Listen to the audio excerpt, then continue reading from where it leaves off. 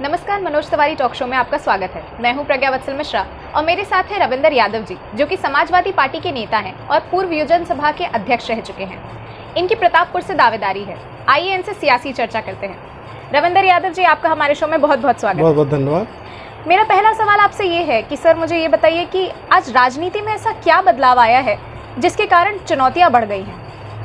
ये सबसे बड़ी चुनौती है, पहले राजनीति में लोग आते थे या राजनीतिक दल जब चुनाव में जाते थे तो ये घोषणा पत्र जारी करते थे। उस घोषणा पत्र में ये होता था कि हम चुनाव जीतेंगे तो जनता के हित में क्या क्या काम करेंगे जी। और सरकार में आने के बाद वो राजनीतिक दल उन चीज़ों को पालन करती थी, उन घोषणाओं को पूरा करने का काम करती थी। लेकिन आज बहुत ये क्या विडंबना है, दौर बदला है।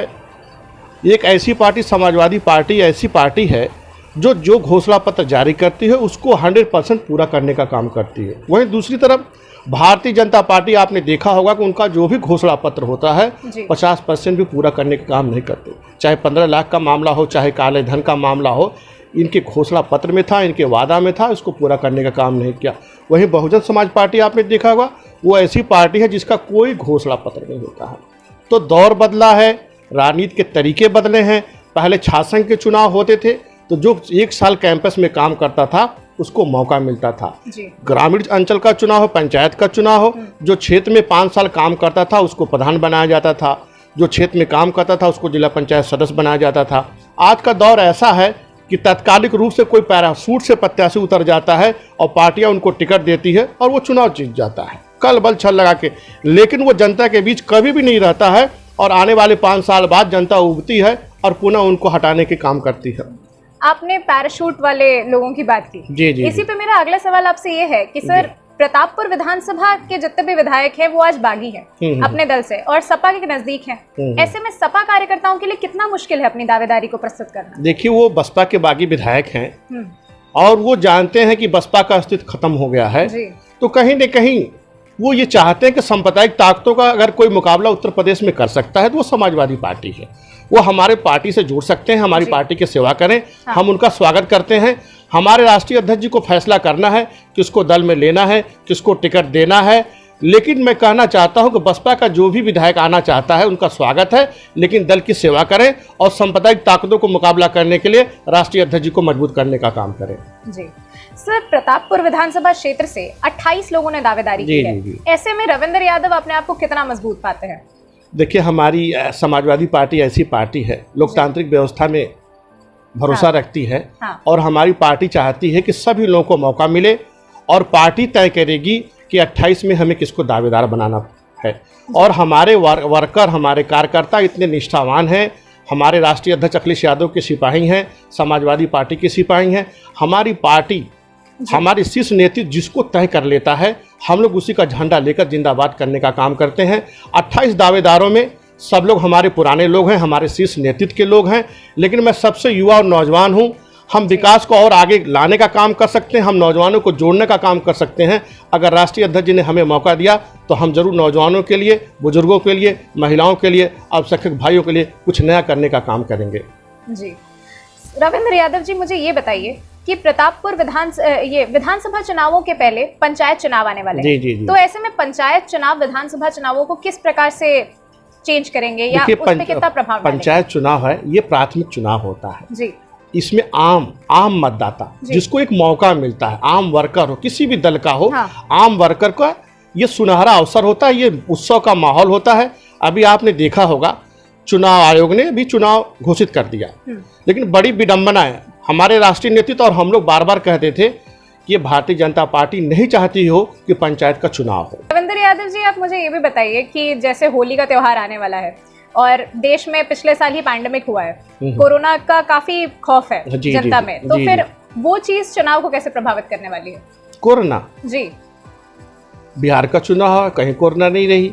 बंगाल का चुनाव है, कहीं कोरोना नहीं। कोरोना काल में राम मंदिर का शिलान्यास हुआ है, कहीं कोरोना नहीं।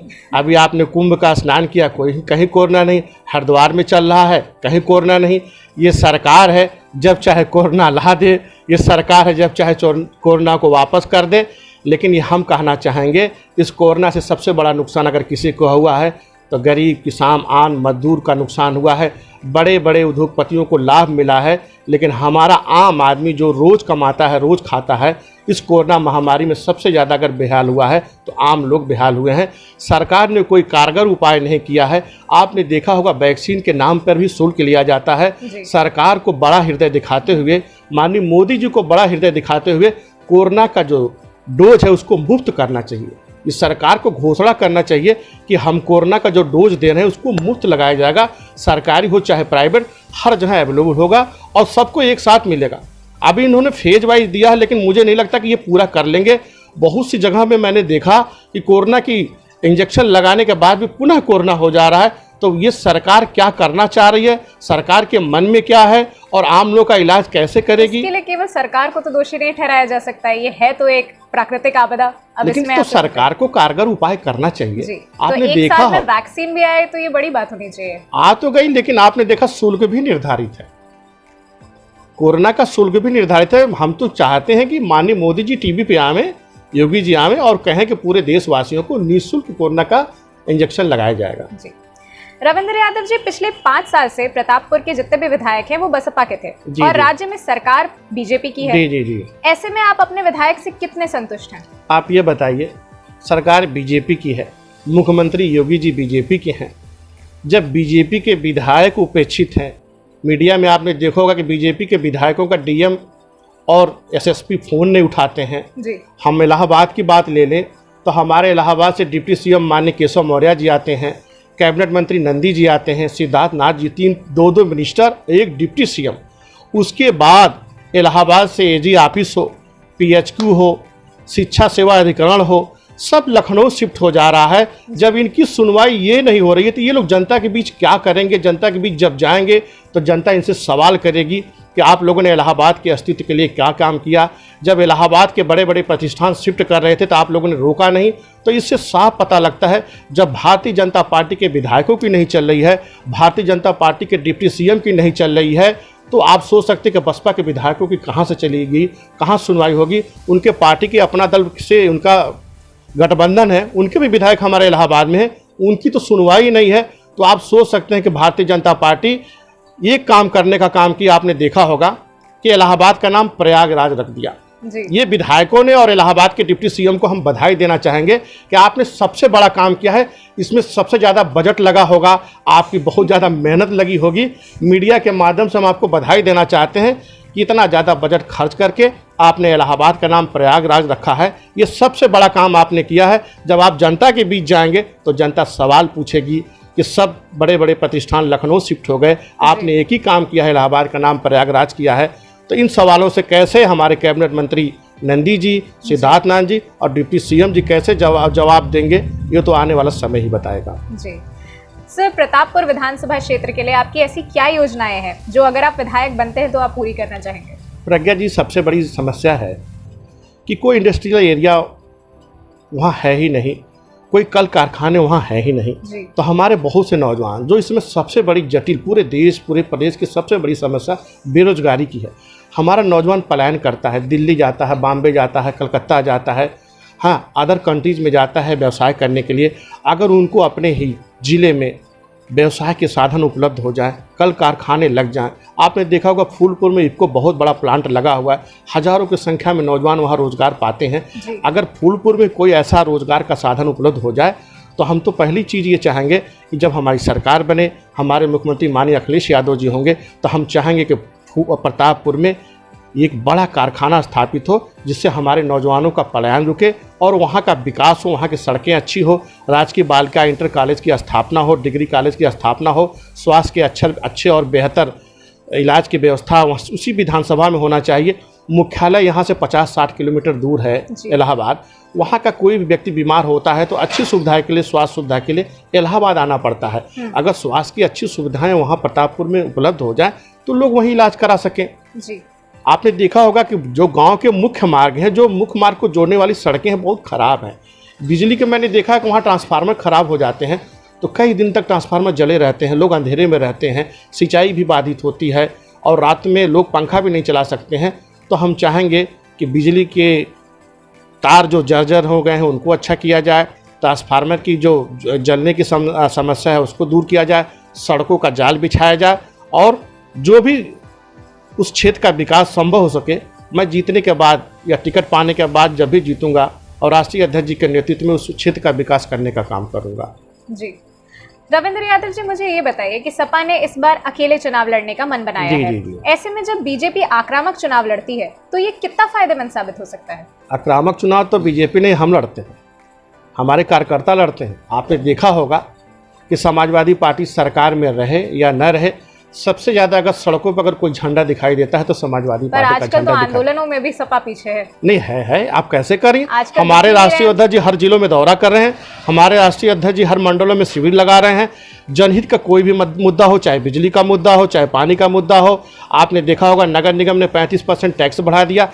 कोई भी जनहित का मुद्दा हो, हमारे समाजवादी पार्टी के युवा साथी, चाहे युवजन सभा को हो, छात्र सभा हो, लोहियावान, यूथ ब्रिगेड, महिलाएं बहनें हैं, सब लोग मिलजुल कर एक बड़ा आंदोलन सरकार को घेरने का काम करते हैं, केंद्र सरकार को घेरने का काम करते हैं।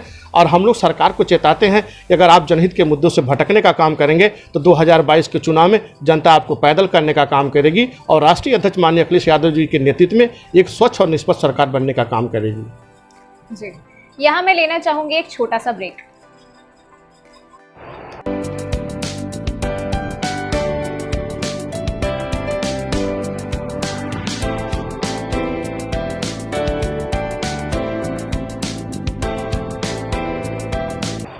ब्रेक के बाद आपका स्वागत है।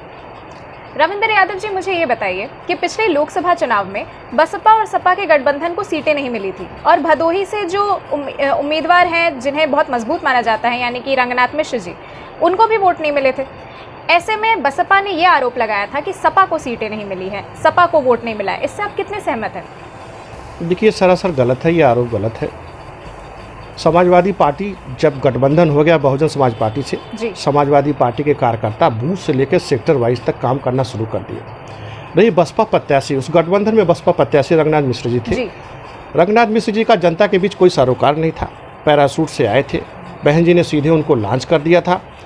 न उनका जनता से सरोकार था, न बसपा के कार्यकर्ताओं का उनसे कोई सरोकार था। तो न उन्होंने जनता के बीच कोई काम किया और बसपा के लोगों ने बूथ स्तर पर जो काम करना चाहिए, अपने प्रत्याशी के प्रचार में जितना ईमानदारी के साथ बसपा के लोगों को काम करना चाहिए, तो उन्होंने काम नहीं किया। और रही आरोप कि समाजवादी पार्टी के लोगों का, तो समाजवादी पार्टी के लोगों ने ईमानदारी के साथ रंगनाथ मिश्रा जी को जिताने का काम किया। वोट का परसेंट बढ़ा है। चुनाव रंगनाथ मिश्रा जी भले हारे हों, लेकिन जो समाजवादी बूथ है, जो समाजवादी गढ़ है प्रतापपुर के, वहाँ पे समाजवादी पार्टी के लोगों ने रंगनाथ मिश्रा जी को जिताने का काम किया है। रही बात कैंडिडेट की और बसपा के कैडर की, तो उन लोगों ने ईमानदारी के साथ अगर काम किया होता तो रंगनाथ मिश्रा जी चुनाव अवश्य जीतते। अब बसपा के लोग शिथिल रहे, प्रत्याशी भी हमारे सीधे आए, चुनाव के मैदान में आए, न उनको बूथ मालूम है, न उनको सेक्टर मालूम है, न उनको अपने कार्यकर्ताओं के बारे में मालूम है, तो उन्होंने काम नहीं किया। तो उसमें समाजवादी पार्टी का कोई दोष नहीं होना चाहिए। हम लोग तो निष्ठावान कार्यकर्ता है, अपने नेता के सिपाही हैं। गठबंधन हो गया तो जो भी नेता हो जाता है, हम लोग अपने नेता का आदेश मानते हुए उसको जिताने का काम करते हैं। 2022 के चुनाव में आपको क्या लगता है, प्रदेश के क्या मुद्दे होंगे? देखिए, 2022 में सबसे बड़ी बात यूपी का चुनाव जी, सबसे बड़ी बात यहाँ विकास का मुख्य मुद्दा है और हमारे राष्ट्रीय अध्यक्ष जी विकास को ही प्राथमिकता देते हैं। आपने देखा होगा कि माननीय अखिलेश यादव जी अपने मुख्यमंत्रित्व काल में जितनी योजनाएं थी, चाहे लैपटॉप देने का काम हो, चाहे बेरोजगारी भत्ता का काम हो, एक्सप्रेसवे का मामला हो, लखनऊ में इतना शानदार स्टेडियम, इकाना स्टेडियम देने का काम हो, हाँ, सड़कों का इतना अच्छा खासा आपने देखा होगा, जाल बिछा दिया, इलाहाबाद का सौंदर्यीकरण कर दिया। आपने देखा होगा कुंभ चला, समाजवादी पार्टी की सरकार में ही कुंभ हुआ और उसके नोडल थे आजम खां साहब। आजम खां साहब एक मुस्लिम लीडर थे, तभी उन्होंने दिल खोल के पूरा बजट दिया कुंभ को, ऐतिहासिक कुंभ को सफल बनाने में। अगर किसी को श्रेय जाता है तो आजम खां साहब को जाता है। तो आने वाला चुनाव जो होगा 2022 का चुनाव होगा, विकास के मुद्दे पर लड़ा जाएगा। लेकिन हमें डर है कि ये भारतीय जनता पार्टी भटकाऊ अभियान वाली पार्टी है, इमोशनल मुद्दे हैं। ये कहती है जब हम विकास की बात करते हैं तो लव जिहाद की बात करते हैं, जब हम महंगाई की बात करते हैं। ये भी पूछना चाहती हूँ कि आपको नहीं लगता कि विकास का मुद्दा ज्यादा काम नहीं करता है चुनावों में? और नहीं, देखिए हमारे देश की और खासतौर पे प्रदेश की जनता बड़ी इमोशनल है और भारतीय जनता पार्टी इमोशनल मुद्दों को लाने का काम करती है। वो विकास की बात नहीं करती है, वो महंगाई की बात नहीं करती है, वो सड़क की बात नहीं करती, वो बिजली की बात नहीं करती है, वो भारत पाकिस्तान की बात करती है, हिंदू मुसलमान की बात करती है, 3 तलाक की बात करती है, लव जिहाद की बात करती है, राम मंदिर निर्माण की बात करती है। वो इमोशनल मुद्दों को उठाने का काम करती है। वहीं दूसरी तरफ समाजवादी पार्टी है जो विकास की बात करती है। लोगों को समझ में देर से भले आएगा, लेकिन ये बार बार बीजेपी की सरकार, ये इनका ये मुहावरा जो है, ये इमोशनल मुद्दे नहीं चलने वाला है। 2022 का चुनाव विकास के मुद्दे पर लड़ा जाएगा और विकास के अग्रणी रहे हमारे नेता माननीय अखिलेश यादव जी पुनः पद पे आसीन होंगे। आपको नहीं लगता कि 2022 के चुनाव में प्रतापपुर से त्रिकोणीय मुकाबला देखने को मिल सकता है? ये त्रिकोणी कुछ भी नहीं है। इस बार समाजवादी पार्टी के पक्ष में माहौल है। समाजवादी पार्टी से किसी का मुकाबला नहीं है। प्रतापपुर समाजवादी पार्टी की सीट रही है। आने वाले चुनाव में समाजवादी पार्टी की लहर है, जनता मन बना चुकी है और अखिलेश यादव जी के नेतृत्व में समाजवादी पार्टी का विधायक प्रतापपुर से जीतेगा और आने वाली सरकार में भी मुझे लगता है कि जो भी जीतेगा उसको इस कैबिनेट में स्थान भी मिलेगा। प्रतापपुर विधानसभा को माना जाता है कि सपा की मजबूत सीट है, लेकिन पिछली बार बसपा के विधायक रहे, दूसरे नंबर पर अपना दल एस के लोग रहे। ऐसे में आपको क्या लगता है इस बार क्या बदला है कि सपा के जीतने की उम्मीद की जा सकती है? देखिए, उस चुनाव का मामला कुछ और था जी। कांग्रेस के लोग चुनाव अगर लड़े होते तो हो सकता है कि उनका वोट बैंक उनके पास रहता। कांग्रेस का चुनाव न लड़ना, कांग्रेस का जो वोट था वो बसपा की तरफ ट्रांसफर हो गया। बसपा का जीतने का यही कारण रहा, नहीं तो वो समाजवादी सीट है। समाजवादी पार्टी का वोट का परसेंट बढ़ा है, लेकिन हम किन्हीं कारणों से चुनाव हार गए। लेकिन आने वाला 2022 का चुनाव सिर्फ समाजवादी पार्टी की ही जीत होगी। मैं आपको इस मीडिया के माध्यम से तय करना चाहता हूं कि बड़ी जीत होगी और समाजवादी पार्टी की ही जीत होगी। सर, आपको क्या लगता है चुनावों में बाहुबल और धनबल का जमाना जाता हुआ दिख रहा है या अभी भी नहीं? जाएगा। धनबल बाहुबल बहुत दिन नहीं चलता है। अगर सिर्फ धनबल चलता तो अडानी, अंबानी, टाटा, बिरला, सहारा ये लोग सदन में होते। बहुत कुछ ये लोग कर सकते हैं तो पिछले डोर से सदन में जा सकते हैं, राज्यसभा जा सकते हैं, विधान परिषद जा सकते हैं, लेकिन जनता के बीच नहीं जा सकते हैं। जनता तो योग्य, ईमानदार और उनके सुख दुख वाले कार्यकर्ता और नेता को जिताना पसंद करती है। धनबल बाहुबल कुछ दिन तक चलता है, लेकिन अब जनता का मोह भंग हो गया है। ये तात्कालिक आके जीत जाते हैं, लेकिन जनता के सपनों को पूरा करने का काम नहीं करते हैं और जनता ये महसूस करती है कि हम लोग ठगे गए हैं। धनबल बाहुबल आने वाले चुनाव में नकारा जाएगा और ईमानदार और अच्छे प्रत्याशी का पार्टियां चयन करेंगी और जनता भी उनको जिताने का काम करेगी। अंबानी अडानी सदन में तो बैठने भी नहीं वाले थे, वो पहले ही अपने बिजनेस में अपने में बहुत अच्छे से लेकिन जब आप धनबल की बात करते हैं तो ये कहीं से धनबल के धन के भरोसे आ सकते हैं। बहुत सी पार्टियां, आपको मालूम होगा, मैं नाम नहीं लेना चाहता हूँ, धन के रूप में बहुत से लोग धन दे के टिकट पाए हैं और जीतने का काम किए हैं। तो पार्टियां बहुत सी हैं जो खुला दरबार है, आयो पैसा दे दो आप चुनाव जीत जाओ। लेकिन मैं कह रहा हूं कि ये धनबल बाहुबल बहुत दिन नहीं चलेगा, जनता इनको नकार देगी। जी, आपको 2022 के चुनाव में क्या बदलाव दिख रहा है? देखिए, उत्तर प्रदेश में अगर 2022 में के चुनाव जो है जी विकास के मुद्दे पर लड़ा जाएगा जी। और अखिलेश यादव जी उत्तर प्रदेश के मुख्यमंत्री बनने जा रहे हैं, ये तय है।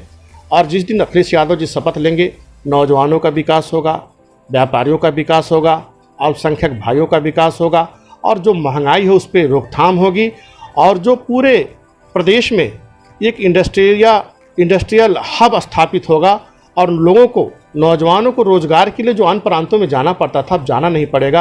राष्ट्रीय अध्यक्ष अखिलेश यादव जी के नेतृत्व में यही विकास होगा और रोजगार के साधन हमारे प्रदेश में ही उपलब्ध होंगे। सर, आप विकास की बात तो कर रहे हैं, पिछले भी चुनाव में बीजेपी ने भी ये नारा दिया था कि अच्छे दिन आने वाले हैं और इस बार आप सपा वाले भी यही कह रहे हैं कि हम विकास के मुद्दे पर लड़ने वाले हैं, तो क्या और कोई मुद्दा नहीं है?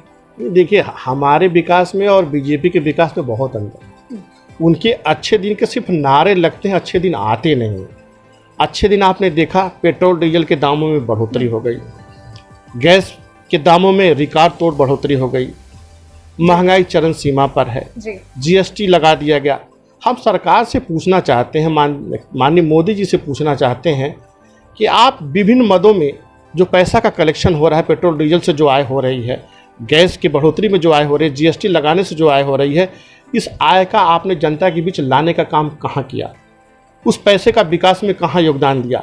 आप मन की बात करते हैं, माननीय मोदी जी बार बार मन की बात करते हैं, लेकिन कभी माननीय मोदी जी ने ये नहीं पूछा कि जनता के मन की बात क्या है, जनता क्या चाहती है। जनता तो ठगी गई है, न उसका विकास हुआ, न उसका उत्थान हुआ, न उसको रोजगार मिला। आज हमारे नौजवान, आपने देखा होगा, नौजवान रोजगार के लिए सड़कों पर हैं। सरकार कहती थी कि 3 करोड़ हर साल नौकरी देंगे, लेकिन नौकरी देने में सरकार विफल हो गई। बीएड का नौजवान हो, शिक्षा मित्र हो, बीपीएड हो, तमाम वैकेंसियां हैं, सुप्रीम कोर्ट, हाई कोर्ट में रुकी हुई हैं। सरकार नहीं चाहती कि कोई वैकेंसी क्लियर हो। सरकार सिर्फ ये चाहती है कि हम आंकड़ा दे दें कि हमने तो इतनी नौकरियां निकाली। निकालने से काम नहीं होगा। जब तक नौजवानों को रोजगार उनके हाथ में नहीं मिलेगा, रोजगार का प्रमाण पत्र उनके हाथ में नहीं मिलेगा, तब तक इस सरकार का भला नहीं होने वाला है। अब लोग जान गए हैं, नौजवान भी जान गया है, व्यापारी भी जान गया है, किसान भी जान गया है। प्रज्ञा जी, आपने देखा होगा 3 महीने से हमारा किसान जो है दिल्ली की सड़कों पे आंदोलन कर रहा है। क्या सरकार के लोग नहीं उनकी सुन सकते? क्या सरकार तीनों बिल को वापस नहीं ले सकती है? किसानों के हित में, किसान हमारा अन्नदाता है, उसी अन्न को हम आप सब लोग खाते हैं, और किसानों के हित में माननीय मोदी जी बार बार कहते कि हम बात करने के लिए तैयार हैं। दर्जनों बार किसानों से उनके मंत्री की बात होती है, लेकिन कोई सार्थक पहल नहीं निकलता है। मोदी जी को आगे आना चाहिए और किसानों के हित में तीनों काला कानून को वापस लेना होगा, तभी देश का विकास होगा और हमारे अन्नदाताओं का सम्मान बढ़ेगा। जी, रविंद्र यादव जी, आप मुझे ये बताइए कि आपको क्या लगता है आजकल के दौर में चुनावों में सोशल मीडिया का महत्व कितना बढ़ा है? आपको क्या लगता है इससे जनता की तरफ नेताओं की जवाबदेही बढ़ी है कि नहीं बढ़ी? नहीं, जवाबदेही तो बढ़ी है जी। लेकिन एक चीज हम आपकी मीडिया के माध्यम से कहना चाहेंगे, लोकतंत्र में चौथे स्तंभ का बड़ा महत्व है जी। उसमें सोशल मीडिया का भी एक स्थान है। सोशल मीडिया अगर निष्पक्ष रूप से काम करना शुरू कर दे तो उस दिन देश की उन्नति हो जाएगी। अगर सोशल मीडिया किसी दबाव में, किसी पक्षपात में काम करेगी तो उस देश का विनाश संभव है। और सोशल मीडिया ऐसा माध्यम है कि गांव में बैठा हुआ हमारा नौजवान भी सोशल मीडिया के माध्यम से पूरे देश में जो भी एक्टिविटीज चलती हैं उसको जानने का काम करता है। सरकार क्या कर रही है, सरकार क्या नहीं कर रही है, विपक्ष क्या भूमिका है और हमारे नौजवानों की क्या भूमिका होनी चाहिए। सोशल मीडिया के माध्यम ऐसा माध्यम है कि जिससे हम लोग जुड़ने का काम करते हैं। और मैं बार बार कहता हूँ, सोशल मीडिया अगर ईमानदारी के साथ अपना काम कर दे तो देश का विकास संभव हो सकता है जी। चुनाव में अक्सर नेता लोग चौथे स्तंभ की बात करते हैं, जर्नलिज्म की बात करते हैं। ऐसे में आपकी क्या राय है, जर्नलिज्म कितना महत्वपूर्ण है? देखिए, चौथे स्तंभ के बारे में मैंने कहा जी, या तो आजकल सरकारें क्या हैं, ऐड के माध्यम से मीडिया के ऊपर एक प्रेशर बनाती हैं कि आप जो हम कहेंगे आप उसको दिखाएंगे जी। मीडिया भी मजबूरी में ऐड के चक्कर में, सरकार के दबाव में, न चाहते हुए भी सरकार की कमियों को नहीं दिखा पाते, फिर सरकार की गुणगान करती है। जनता का लाभकारी योजना न हो लेकिन सरकार के ऐड के चक्कर में सरकार के गुणगान करना पड़ती है। तो मैं बार बार कहूँगा, मीडिया को सरकारी ऐड को छोड़कर जनहित के मुद्दे पर क्या सच है क्या गलत है, अगर आप सही रूप से दिखाने का काम करेंगे तो एक तरीके से एक प्रमुख विपक्षी दल के रूप में आप मीडिया का रोल अदा कर सकते हैं और देश और समाज का भला कर सकते हैं जी। इसके लिए आपको नहीं लगता कि जो विपक्षी दल हैं उनको भी मजबूत होने की जरूरत है? नहीं, विपक्षी दल तो अपनी भूमिका निभाते हैं, हम लोग अपनी भूमिका निभा ही रहे हैं, लेकिन इसमें मीडिया एक बहुत बड़ा माध्यम है। आपने देखा हुआ है, हम कहना नहीं चाहते हैं, जब आप टेलीविज़न खोलें तो एक ही सरकार, एक ही दल का गाना गाया जाता है। किसान आंदोलन कर रहा है, कभी टीवी टेलीविज़न पे मीडिया में कहीं उनको जगह नहीं मिल रहा है, तो आप सोच सकते हैं कि मीडिया कहाँ जा रही है। चौथा स्तंभ है जिस पे सबकी निगाहें लगी रहती हैं। चौथा स्तंभ ईमानदारी के साथ जो भूमिका निभाना चाहिए उस भूमिका को निभाने में असफल साबित हो रही है जी। विधायक बनने के बाद आप पहला काम क्या करना चाहेंगे प्रतापपुर की जनता के लिए? मैंने सबसे पहली बात आपसे यही कहा, जैसे फूलपुर में इफको बड़ा प्लांट लगा हुआ है, उसी तरीके से प्रतापपुर में एक बड़ा प्लांट लगाने का काम किया जाएगा जी। जो सड़कें टूटी फूटी हैं उसको बनवाने का काम किया जाएगा जी। राजकीय बालिका इंटर कॉलेज की स्थापना, स्वास्थ्य के अच्छे सेंटर, बच्चों को खेलने के लिए अच्छा स्टेडियम, ये बड़ी योजनाएं हैं जिसको हम लोग चाहेंगे कि प्रतापपुर विधानसभा में आए और हमारे नौजवानों का जो पलायन होता था वो रुके, हमारे नौजवानों को विकास और नौकरी उन्हीं के विधानसभा में मिले और उनको दर दर भटकने की जरूरत ना पड़े। आखिर में रविंद्र यादव जी, आप प्रतापपुर की जनता को क्या संदेश देना चाहेंगे?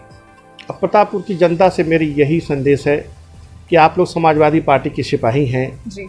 आप लोग क्षेत्र के विकास के लिए राष्ट्रीय अध्यक्ष माननीय अखिलेश यादव जी जिसको टिकट दे देंगे, ईमानदारी के साथ उसको जिताने का काम करिएगा। और जिस दिन आप लोग अपना विधायक बनाने में सफल हो जाएंगे, उस दिन माननीय अखिलेश यादव जी के नेतृत्व में प्रतापपुर का सर्वांगीण विकास होगा। सड़कों का सौंदर्यीकरण से लेके, स्टेडियम से लेके, हॉस्पिटल से लेके, जो भी विकास की योजनाएं होंगी उसको हम लोग लाने का काम करेंगे। और पुनः कहना चाहता हूं कि आप लोग इस बार माननीय अखिलेश यादव जी के नेतृत्व में समाजवादी पार्टी को जिताने का काम करें। जी, रविंद्र यादव जी, आपका हमारे शो में भाग लेने के लिए बहुत बहुत धन्यवाद। चलिए, बहुत बहुत धन्यवाद प्रज्ञा जी, आपको भी। जैसा कि आपने देखा, हमारे साथ थे सपा के नेता रविंद्र यादव जी, जिन्होंने हमें बताया कि कैसे सपा इस बार विकास के मुद्दों पर डटकर खड़ी रहेगी। ऐसे ही कई दिग्गज नेताओं से आपकी मुलाकात हम कराते रहेंगे। इजाजत दीजिए मुझे, यानी कि प्रज्ञा वत्सल मिश्रा को, और देखते रहिए मनोज तिवारी टॉक शो।